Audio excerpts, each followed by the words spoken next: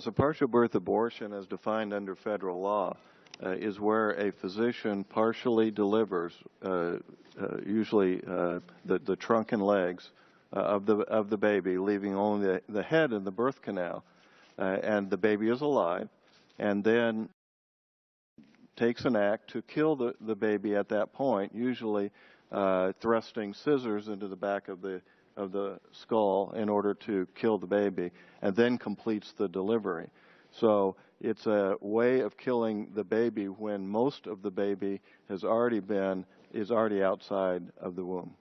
And there were actually people who argued against banning that barbaric practice? Oh yes. I mean, many of the people we've been hearing from today were big advocates for a continuation of partial birth abortions. They have no respect for human life if they consider it to be unborn, or they want to label it as a fetus.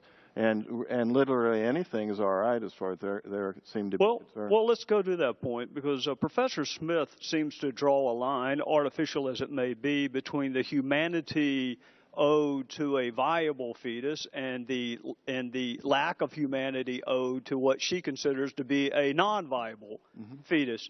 Who gets to draw that line of demarcation between viability and non-viability? Well, that's a complex question. Number one, it is a medical determination on whether or not a child is viable, but it's a difficult one, and there are many gray areas. For instance, the statistics are after 20 weeks, 1 in 4 can survive. And we would consider that to mean, therefore, that anyone born at that point in time ought to be considered viable. But many times you just simply don't know until later.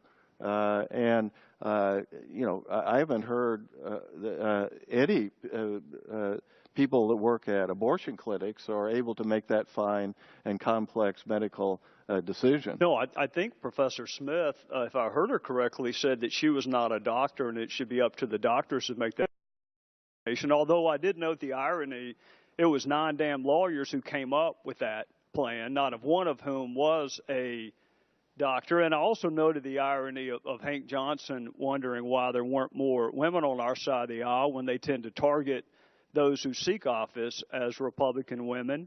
And there wasn't a single woman on the court when Roe versus Wade was decided, but that doesn't seem to trouble him much either. For those watching at home or here, doesn't civil law recognize the viability of even a pre-viable fetus when it comes time for the plaintiff's attorney to get paid? There are many instances of cases in various states of wrongful death of the unborn, of criminal laws to punish. Well, we're going to get to the criminal law in a second. Let's just stick with civil right now. When it comes time for the trial attorney to get paid, we have a different definition of viability, right?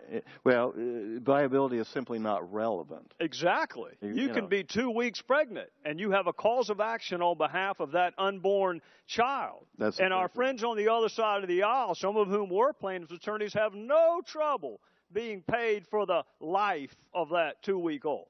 Right. The idea of separating, using viability as a standard is really antiquated, and most courts have gone away from that to just simply the point that if the child is alive. Well, but it's hard to go away from viability when Professor Smith said there's not any humanity owed a pre-viable, she won't say baby, pre-viable fetus. Yeah. That's exactly. Did I misunderstand her? Is there any degree of humanity owed? Well, I mean, you've been sitting beside her all morning. Did I miss something? Is there something outside the bounds of decency we really won't allow as long as the fetus is pre-viable? Well, as I understand her testimony, if a born alive infant is considered to be not viable, then we have a free fire zone. We can do whatever we want. We can kill the life at will, harvest their tissues, whatever the case may be. And of course, the concern about the producing intact infants, which it has been demonstrated in the videos, is of course the possibility that these unborn children are alive. And there's even evidence that one of the intact babies born alive had a beating heart, which is a definition of being alive. Which is why the videos are relevant to our conversation about partial birth abortion. Mr. Chairman, I'm out of time. I just have two really quick questions for Ms. Smith, which she can answer with a yes or no. Ms. Smith, if we were to double the amount of money available to the providers but give it to someone not named Planned Parenthood, would you be okay with that? I would have to know who it was going to and whether they were quality. Anyone not named Planned Parenthood. Not anyone, no. Anyone who's qualified to provide services. If they provide high-quality services to low-income people in the same way that Planned Parenthood does, frankly, yes. I don't have any. So you're okay with us defunding Planned Parenthood as long as the money goes somewhere where it can do the most amount of good for the same group of people. Yes. You're okay with Congress defunding Planned Parenthood? Not in the current environment where there is no one able. And if there were, would you be okay with it? If there were, yeah, it would be a different world, and yes, then you could fund that organization. So if we can identify service providers that meet that same quality of care, not named Planned Parenthood, you'll support the Republicans in defunding Planned Parenthood? I don't know that you and I will agree on who those people are, and I would have to. Sure. How about we just try? Yeah. How about why don't we do that? If you're asking me a hypothetical question, there was. Yeah, I'll double the money as long as it doesn't go to the folks who donate money to Democrats' Planned Parenthood. We'll double the amount of money available as long as it doesn't go to Planned Parenthood. How's that? As long as it doesn't go to Planned Parenthood. Planned Parenthood today is the institution that provides the best, highest quality care to women in this country, across this nation, in cities, in low-income areas where these services are unavailable to them. They're also the target of videos that are barbaric and heinous and subhuman.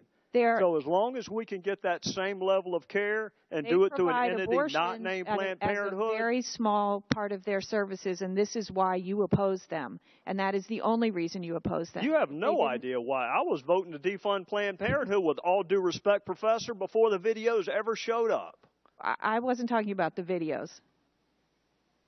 Well, I don't think we know each other well enough for you to assign a motive to what I'm doing. I think vice versa, and vice versa.